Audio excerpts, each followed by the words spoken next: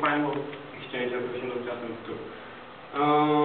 Говорихме за средата, която имате в градовете, след други път, който отивате, но това все пак се оставя една и съща страна, така че нещата не се променят кой знае колко много. В Exchange избирате да отидете в някоя страна, което е изцяло културен шок. Имате друг начин на държание, имате всички тези малки неща, които са толкова по-различни нещата, които правим тук. И за това става въпрос за International Work Experience and Opportunities. Колкото и разнообразни компании да имаме тук, все пак те са притиснати и затворени в една и съща работа, така че нямат как чак толкова много да се разпрострят и да внасят някаква разлика между себе си. След имаме Get to know people and culture, за това вече казах, повечето от вас сте виждали Боби, виждали сте и Аня, която се е затворена над нашите презентации и наистина има доста по-различна култура от нас. След това имаме и Goals for the Future, сигурно като отидеш някъде на стаж, когато работиш за някой друг човек, когато работиш заедно с хората там, вижда всички тези малки или големи възможности, които евентуално след като завършиш, даже си можеш да преследваш и да знаете. И накрая имаме Heading for the Future, където говорихме за презентациите. Става въпрос за Reflect on Experience so far. В общи линии, какво сме направили в организацията сега, какви неща сме придобили, какви умения сме придобили. Имаме Networking for the Future, всички тези хора, с които сме се запознали в тимовете, в които работим, или пък хора, които вече имат свои собствени бизнес, своя собствена фирма, нещо с които може да завършим контакт с напуснем ISEC. И след това имаме Further Challenges in ISEC, примерно някои хора стават умни, са по-обвързани от хората, които стават на ISEC, помагат чрез понякога и чрез финансова помощ и правят обучение и някакви такива неща. И за тази част имаме специален гост, моето Бъди. Тя ще ви разкаже малко повече за това, какво точно е правил в ISEC и как това е помогнало пряко на това да работи в нещо, което работи в момента.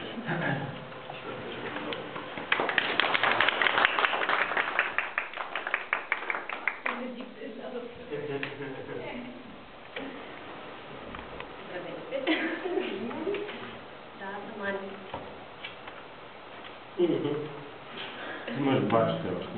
Как си да е? Мам бачи ще има. Защото не сме да подадем. Аз така да си.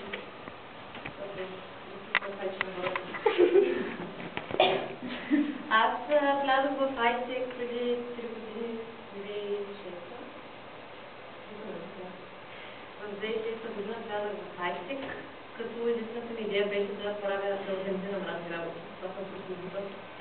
Така да сме интервюто си, после много често ме цитираха. И общо взето учих, завърших славянска филология, на сръбски език, нищо менеджерство, интерес. После попаднах в ISEC, се чудех какво искам да правя. Първото нещо, което правих, беше да организирам нещо. После организирам още нещо. И накрая реших, че трябва да стана вице-президент. Те взеха, че ме избраха, станах вице-президент на организацията. Занимавам общо взето с PR и маркетинг.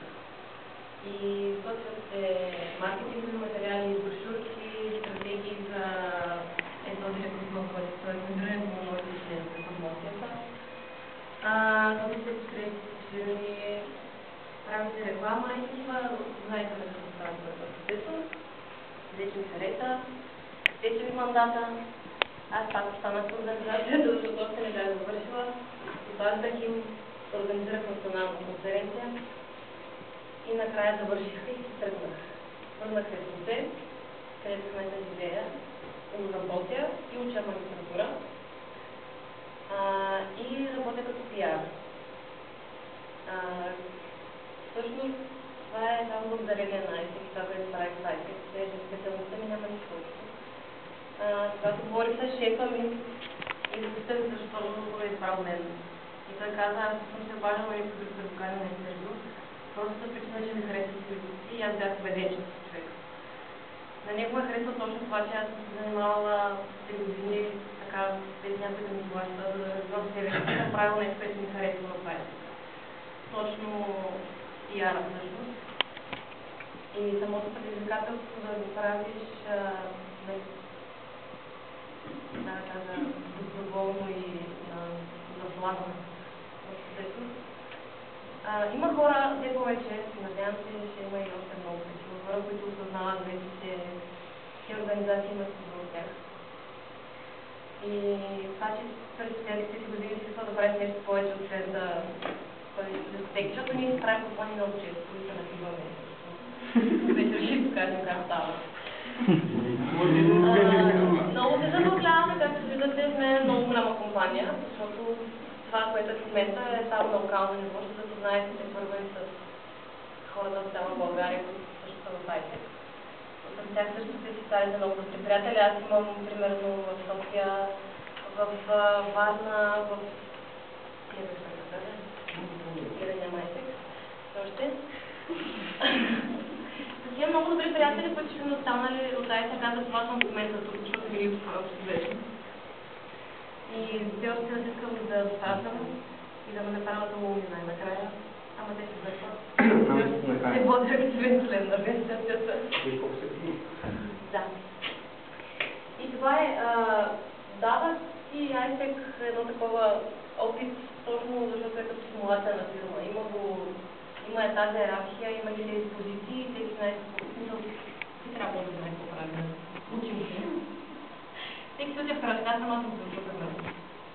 Ама явно има смисъл, понеже в момента в фирмата си прокарвам някакви неща, които съм видяла на много от ITEC, защото съм видяла хората преди мен, които са били в ITEC. И един прост пример, имаме такова едно листче, което е партнер груп, фирмите, с които работя ITEC, партньори и така нататък.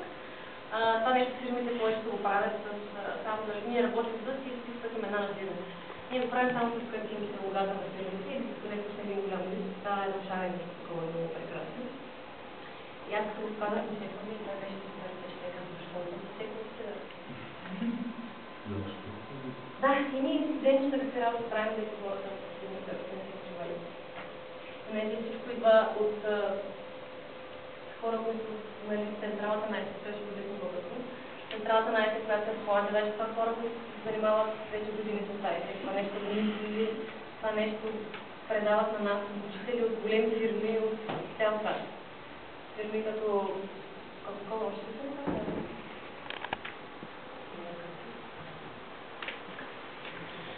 Как си да е? Такива големи. Да, а това да са партньори. Също да всички гледат. Ленка ли? Как да е? Coca-Cola и Hewlett Packard, това са хора, които се борят, те кандидатстват, за да отидат да обучават ITEC на такива международни конференции. Най-големите.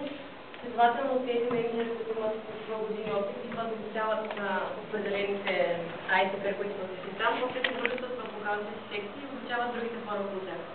Тук всички това, което ние го правим в най-големите фирми и от изпитани медии.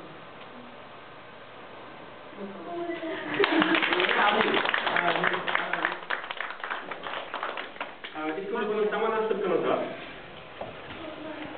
Като Боги могат да се сподели с вас точно какво правят стажантите в една друга страна. Тя е била вече